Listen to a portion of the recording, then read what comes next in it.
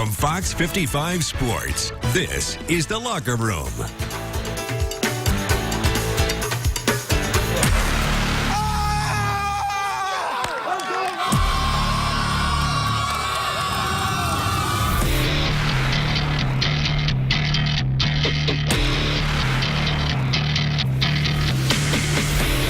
We played really well last year at home against them and needed to in that situation, and now they're in the same situation where they need to win at home, and we've got to go down and play great. We're really excited. We know it's a big game. Knowing that if we win this game, it'll seal out the conference title, and that's what we've looked forward to all summer. It's what we've worked for. I'm sure they know it's a big game. We know it's a big game, so the excitement's really there. It's really fun, go out there and crowds, everyone's watching you, just something on the line. So each team has something to play for. It's really fun to give them a show. We're still where we want to be, even though we dropped a conference game to Columbia City. We still, if we win out, we kind of control our own destiny, as they say. And if we win these next two ball games, we just get a share of the conference title. We had to work hard for this, and we just hoping we come out this week. I know they're very good, so we're just going to have to come out strong. We've seen, teams go through that to share it. And, it's not the same thing as winning outright at all. We saw when New Haven beat us our sophomore year, it hurt a lot because they got to celebrate about it, and they got the conference outright. So it would definitely be a big accomplishment for us. But I think we really need to step up our run game and kind of what our linemen are doing. We've been mixing up a few things. So if we get our run game down, I think we'll be pretty hard to beat. We just go into every game expecting to win and expecting to compete, and Friday night's going to be no different. It's just another step in, trying to accomplish what we want to accomplish. We just have a strong opponent standing in our way, and we're going to have to play our best. So with that, good evening, everyone, and welcome inside Week 8 of The Locker Room. Yes, Week 8. Hard to believe it.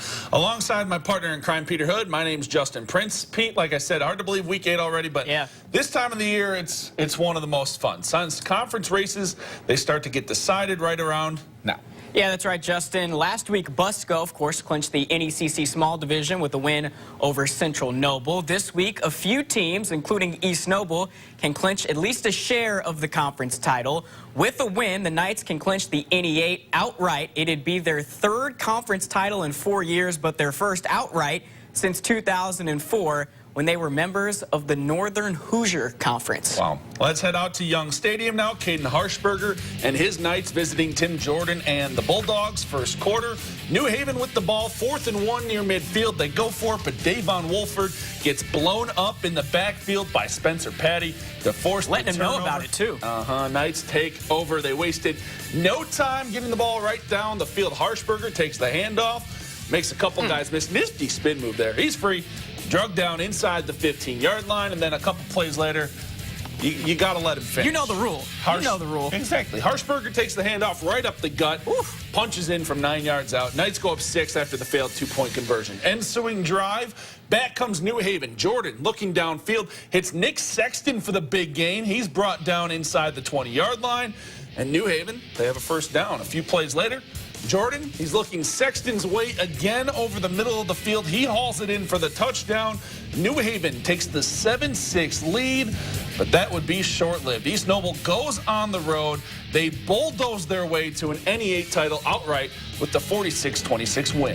Impressive. So East Noble's win means these two teams are battling for second place. Columbia City hosting Leo tonight. Lions already up a touchdown when we pick it up late first quarter. A.J. Restivo rolling out, threading the needle here to Peyton McHale just like that. Leo up 14-0. Does Columbia City have an answer? Yes, they do. The freshman Greg Bolt, check this out, into double coverage, just heaves it up. Jacob Bolt comes down with it. That's a top play nominee. Indeed. Eagles right back in it, but just before the half, it's Restivo to McHale once again. Put another one on the board. Lions roll in C-City tonight, 31-10, your final. Couple other NE8 scores for you. DeKalb downing Belmont 28-14, while Huntington North doubles up Norwell 14-7. From the NE8 to the SAC, victory bell on the line tonight. Bishop Dwenger, they can clinch it with a win over the Snider Panthers. Tied at 7 when we pick it up in the third quarter. Patrick O'Keefe knew this would be a big play as soon as he handed it off. That's Devin Tippman getting to the outside for a huge gain. Later in the drive, different Tippmann. They have a lot of those. Same result, though. That's TJ Tippmann into the end zone. Dwenger a 13-7 lead at that point, but they missed the extra point. Ensuing drive, it was very muddy. Ask my shoes. Ensuing drive for Snider, Anias Lockett. Great block from Randy Holt, springs him, brought down inside Dwenger territory. Few plays later, Lockett running like a man possessed, carrying dudes across the goal line. Lockett went for 117 yards and that touchdown to put Snider in front. Panthers defense gives the ball back to the offense, and with just under 6 minutes to play, here's your dagger. How about the design on that play? The throwback, John Barnes to Simon Dellinger. 63 yards later, the Army commit houses it as Snider beats Dwenger in another classic, 21-13. Panthers, yeah, they get to keep that bell for at least one more week. So down to Wayne Stadium, the Generals, they're riding a 6-game win streak in second place in the conference, coming in tonight, hosting Homestead. Generals trailing by 7 late in the second quarter. Not anymore. Keshawn Fields takes the handoff. Nice little cutback. Gets a block downfield. He gone 54 yards to the house. This game all tied up. Ensuing kickoff, Conrad Kazai takes the kick. He gets a nice return. He's eventually pushed out around the 50. Tack on a few more yards for a late hit out of bounds. Sparty, they start with some good field position, and then a few plays later, Luke Goodyear at QB decides to keep this one for himself. Goes to the left, finds the end zone for 6. Homestead retakes the 7-point lead. Wayne looking to answer right before half. The law firm of Young & Young is in business tonight. Brandon 7-11, always open. Always open. For the score, Generals back within a point, but on the extra point, Cam Shannon, he's able to block the kick. Sparty would lead by just 1 at half. They had another score in the second to win, 21-13. Over to Carroll. Chargers looking to bounce back from last week's loss to Homestead, hosting Tim Manigault and Concordia. Both teams scoreless on their first drives. Second touch of the game for Carroll. Big hole for Rhett Saylor. That's a first down into Cadet territory. Later in the drive, Gavin Vogt finishes it off himself, plowing his way in from 2 yards out. Carroll takes an early 7-0 lead. Ensuing possession for Concordia, offense comes alive. Brandon Davis finds a wide open Jalen Vanderbosch down the middle, and there goes JV. He plays varsity, though, as you can see. Finally brought down inside the Carroll 20. Few plays later, how about Davis to Vanderbosch again? In traffic coming down with that ball. Keeps the drive alive, and then it's Davis sneaking into the end zone to tie the game. How about this, Jay Prince? 387 passing yards for the sophomore Brandon Davis as the Cadets roll over the Chargers, 47-21. Love it. To Weicker Stadium we go. Southside hosting Bishop. Luers tonight. Archers trailed by 27.5. Came out in the second with a little bit of juice. Norman Kanapke looking for Jamek Johnson. Pass broken up by Javante Malone. Knights would punt. Archers take over. Ensuing drive for Southside. Omar Jackson. He gets a little bit of time in the pocket, and it's amazing what you can do with a little bit of time. Casual, very casual. Chucks up a prayer into double coverage for Caleb Aquino. Comes down with it for the score. Archers go for 2. They get it. They're down 27-8. Luers next drive, they're punching right back. Kanapke hits Janarion Moore inside the Archers' 25-yard line for the first down. And then a few plays later, Kanapke looking Moore's way again. The pass initially deflected away, but Moore goes back up and grabs it for the touchdown. Yeah, this concentration. Never really interesting. They roll 48-16. Final stop in the SAC comes at Spooler Stadium. Northrop welcoming the Northside Legends. Pick it up second quarter. North down 12 with the ball. Happy holidays, everyone. As we've said several times on this show, every day is a holiday. Alex Holiday Robinson gets the Legends drive started with a big gain down the sideline. And you know the rules. Tell them what the rules are, Jay Prince. You got to let him finish. Touchdown, pulls Northside within 5. Just before the half, though, Northrop trying to put something together. The give here goes to Amarion Green on the reverse. And there goes the deuce. Breaking a few tackles before he's brought down deep in Northside territory. A few plays later, Bailey Mirzo. Good to see him back. Dials up the old slant route to Quaylen Pettis. He's a big dude. 6'6" on the board. That touchdown turns out to be huge. Bruins hold on to win this one, 43-37. Ooh.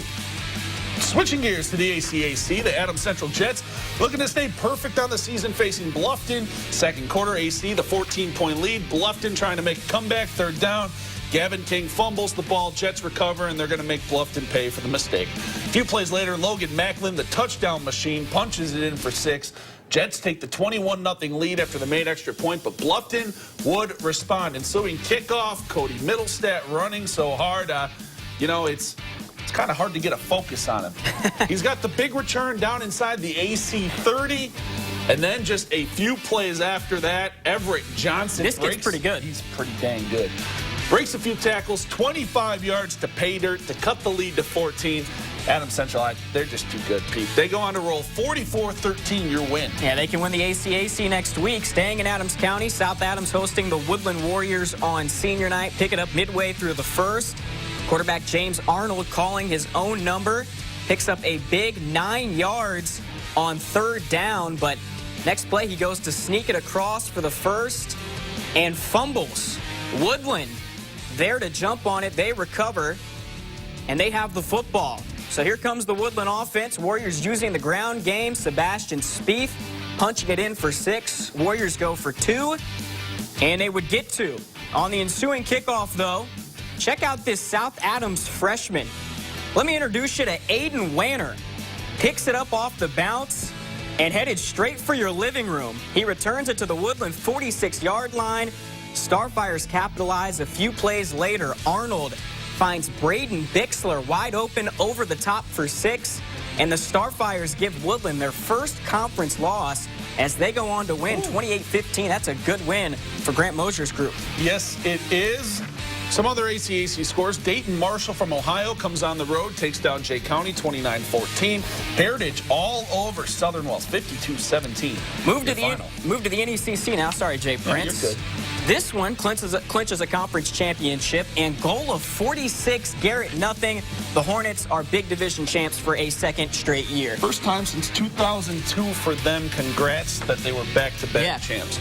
Other NECC scores. West Noble topping Central Noble, topping Churubusco 17-14. And Eastside winners over Central Noble 18-14. All right, finally in the NECC, Lakeland 62, Fairfield 6. Fremont, they get a win tonight. 35-34, a close one over Prairie Heights. And in the Northern Lakes Conference, Warsaw, a tough one tonight. 13-14, they fall to Northwood. All right, over to the Three Rivers Conference. It's Southwood 21. Actually, we're going to stay in the Northern Lakes. Memorial beats Wawasee 45-32. Now we go to the Three Rivers. Now we go to the Three Rivers. Southwood winners over Mechaniqua 21-10, and Northfield all over Whitco 31-8. Rochester 49, Manchester 14. Tippecanoe Valley beats Wabash tonight 35-27. Play of the night, Jay Prince. And it's time. Finally, our play of the night takes us back out to a foggy, soggy Zollner Stadium. Great writing there. Simon I Dellinger, forgot to fill in the super again. The future Army Black Knight Put takes me in this timeout. pass down the sideline, 63 yards, game-sealing touchdown. Panthers hand 4A number 1 Dwenger their first loss of the season, 21-13. They get to keep that victory bell for at least one more week. You even reminded me, Pete, put the graphic in this time. And it's the second time I forgot it this season. So big play from Snider, and we'll have to review that on film this coming week. But yeah, now it comes down to Dwenger can still clinch the SAC next week if they beat Northrop. If they lose to Northrop and Snider wins against Luers, then Snider still has a shot at that victory bell. Indeed. So that's going to do it for the high school portion of our show.